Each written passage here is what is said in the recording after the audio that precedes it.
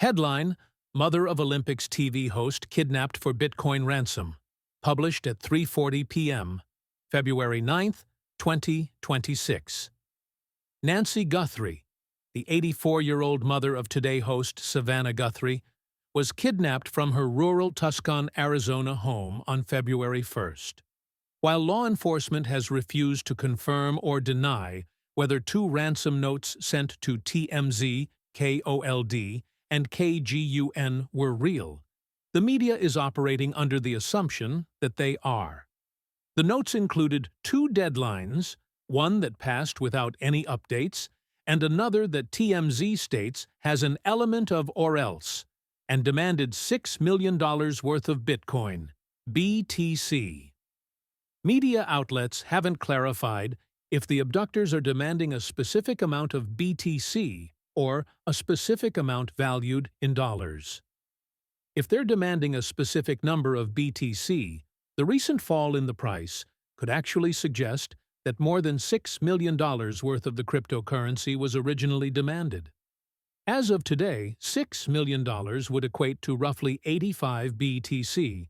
On February 1st, it would be 75 to 76 BTC. Savannah Guthrie has hosted NBC's coverage of 3 recent Olympic Games.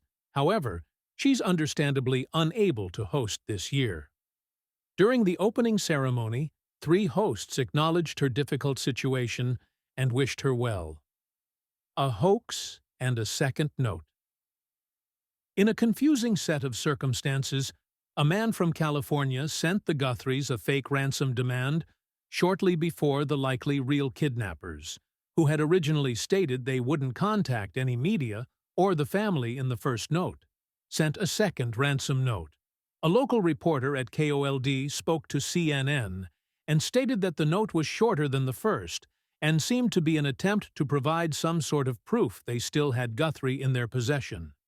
Reporters have suggested that the emailed ransom demands are extremely secure and unlikely to be traced. Read more: Crypto execs hiring private security after high-profile kidnappings. Reports sloppy or brilliant. It is difficult to establish whether the Guthrie abductors are brilliant, investigators have been sloppy, or some combination of the two.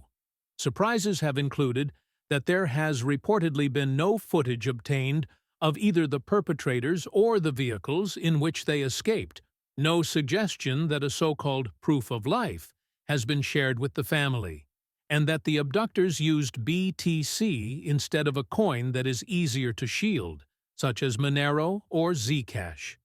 It's unknown if the kidnappers have demanded the BTC be sent to a single wallet address or want it broken up, or if they believe they know an exchange or mixer that would reliably accept the BTC and not be easily traced.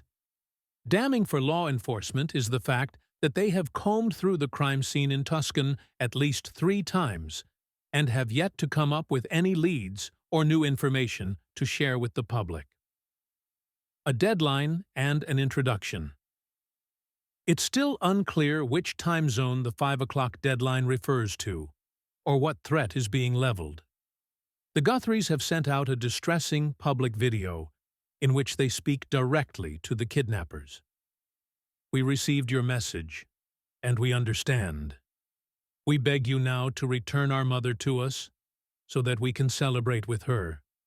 This is the only way that we will have peace. This is very valuable to us, and we will pay. While there's little doubt that this horrifying crime has had a profound effect on the Guthrie family, Savannah Guthrie's co-workers at Today, and others close to her, it's also becoming more clear that entirely new demographics of the U.S. population are about to be introduced to one of the absolute darkest sides to crypto. The Today Show averages almost 3 million viewers a day, with those who regularly tune in skewing older. This means that an ongoing and growing global problem, that crypto is enabling kidnappers and extortionists to set up scam call centers or abduct the mother of a wealthy celebrity, will begin to finally worry older Americans.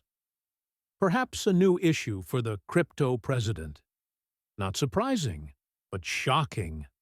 Anyone who's been following crypto for the past several years has heard about pig butchering. The scam works by luring victims, usually from developing nations like China and Thailand, to vast scam call center campuses, almost always located in Cambodia, Laos, or Myanmar. Once the victim arrives, they're imprisoned in apartment blocks and offices, where they're forced to cold text and call Westerners and romance them in a long con to get crypto. Read more. Bitcoin torture. Suspects granted bail in Manhattan court. An underreported but important element of the pig butchering scam is that victims are often able to contact family members to demand a ransom for their eventual release. While an outsized ransom, such as the $6 million in BTC being demanded by the Nancy Guthrie kidnappers, is never asked for, the numbers are still high enough as to be out of reach for an average Chinese or Thai family. This recording is AI-generated. Get more crypto news and investigations at protos.com.